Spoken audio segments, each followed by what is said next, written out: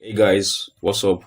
Welcome to the ninth tutorial video of this course series, HTML for Complete Beginners. And guys, you can see we are moving so fast.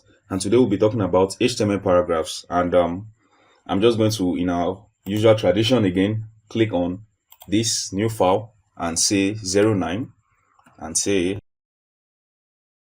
paragraphs like this. I hope I can spell it. .html, right? Paragraphs. Can see.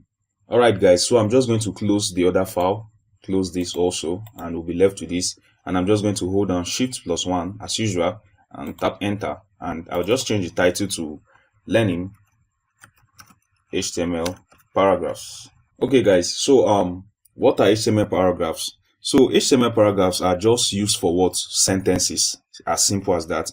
And how do you define HTML paragraphs? You can define HTML paragraph by just typing P on your keyboard, you can see, and tapping enter just for it to generate the tags for you like this. And I'm just going to type, this is a paragraph, and let's see what's going to happen. This is a paragraph, and I'll reveal in File Explorer, and I'll just double click on this, and you can see this is a paragraph, right? So now HTML paragraphs are used for sentences, right? Okay, so let's assume we have like a sentence like this. Let's define another paragraph and say P, tap enter, and I'll just generate some dummy words and say lorem, let's say 500. This would generate 500 dummy words for us, and I'll just tap enter, and you can see we have 500 dummy words like this, right? So I'm just going to save this, Ctrl+X, and come over to our browser and refresh.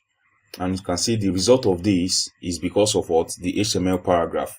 HTML paragraphs are mainly used to group sentences. Okay guys, this is all about paragraphs today, and then see you all in the next tutorial video. Do not forget to like, share and subscribe. Thank you all for watching, and bye.